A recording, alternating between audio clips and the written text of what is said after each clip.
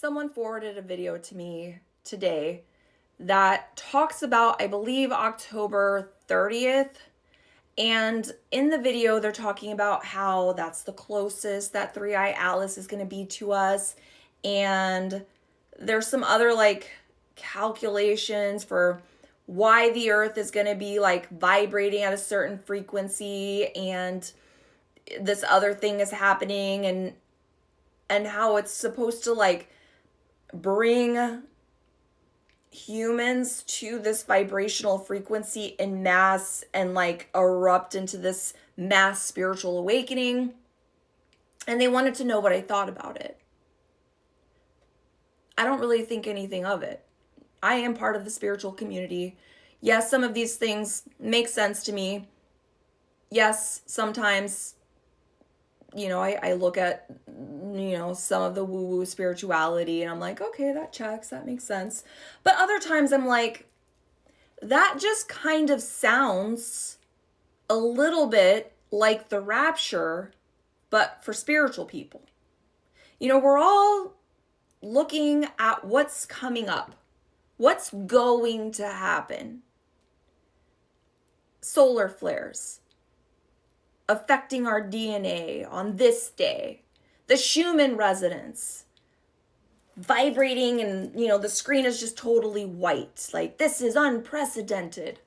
All of these things that have been going on for millennia, all of these things that don't really truly matter in the grand scheme of things, because we are a spiritual being having a human experience, but we're chasing after all of these very spiritual things that we already know innately how to be in tune with. A great spiritualist knows that the most spiritual thing that they can do is to just be present, be in the now.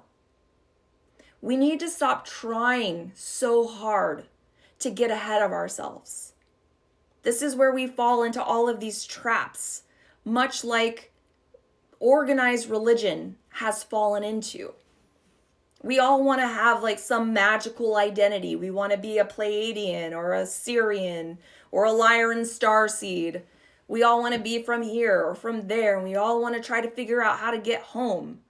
We all want to believe that this certain astrological aspect in the sky that's going to happen 6 months out, and yes, even I get guilty of this sometimes, is going to mean something. It's going to hit a chart a certain way, and it's going to make you different. It's going to make you special. It's going to awaken you. It's starting to teeter a little bit too far into this realm of spiritual superiority, much like Christianity has been doing for centuries. But we need to focus on now. We need to focus on us and our part in the world, and our relationships with those that are close to us, our relationship with ethics, our relationship with what is good and pure, our relationship with love. What if we only had today, this moment? Today was the last day. What are we going to do with that very limited time? Are we going to, mess someone over in a business deal so that we get a little bit of extra money in our pockets? No. Hopefully not. We're going to try to figure out how to reach out to people we care about and show love. We're going to try to experience those things that we truly love for the last time. We're going to want to hug our kids. We're going to want to tell our best friends that we love them. We're going to want to eat our favorite meals. We're going to want to see a sunset or a sunrise. We're going to want to be present in every single moment and drink it all in. like it's literal gold, like it's treasure for the soul.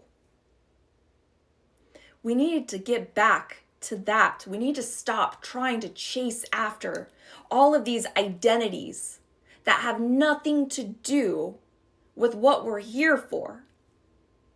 Some of these videos are like, you're going to wake up to this mission that only you are here to do. You're part of a special elite of those that are waking up within this portal of time, and just, this is it. Like, every day is it.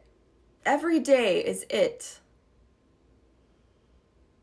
Where we get caught up is trying to make it all one big line, one big journey, one big mission, one big destination, one big amazing identity that maybe we're special, more special than others.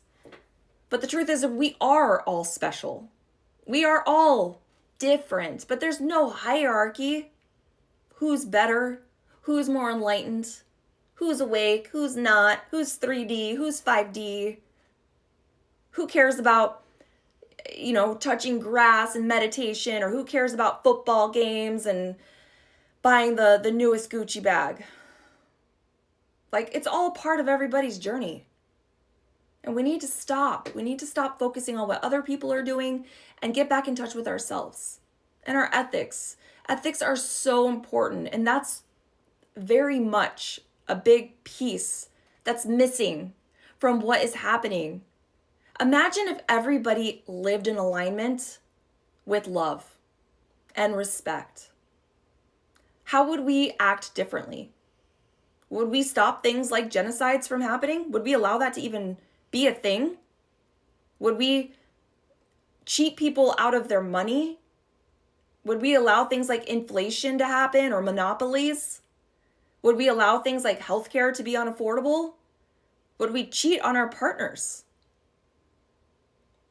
Like, we've gotten so far into this, like, don't judge each other culture that we don't even hold each other, responsible for things, accountable for things. I was on Facebook today and there was a Sinistry chat group, and it was like, oh, here's me and this person's Sinistry, and we're in love, but he's been married for 20 years. Like, don't judge me though. And then there was someone in the comment section that was being like insanely jealous, and then everyone was like attacking that person. And I'm not saying that they were not being like unkind, but at the same time, it's like, the comments are like, oh, you don't owe the other woman anything. Like, yeah, you do. Like, we do owe each other love, kindness, and respect. And that is none of it. Is it primarily that person's responsibility to maintain that arrangement and that promise? Absolutely. But we've taken ourselves so far out of the realm of love and ethics that everything is unraveling. This is kind of a video that went in more directions than I intended it to go. But sometimes a girl's just gotta rant. But this is all to say that, like, we need to get heart-centered, truly heart-centered. And we need to get focused on love. We need to get focused on now. We need to get focused on, how do we want to be known? How do we want to make others feel? How do we want to contribute to a world that our kids are going to grow up into? Like, we have to start with ourselves and live in the now in order to build a better future. And it sounds like it's totally different, and it sounds like it's a little like it's playing off each other, but it is so much more important.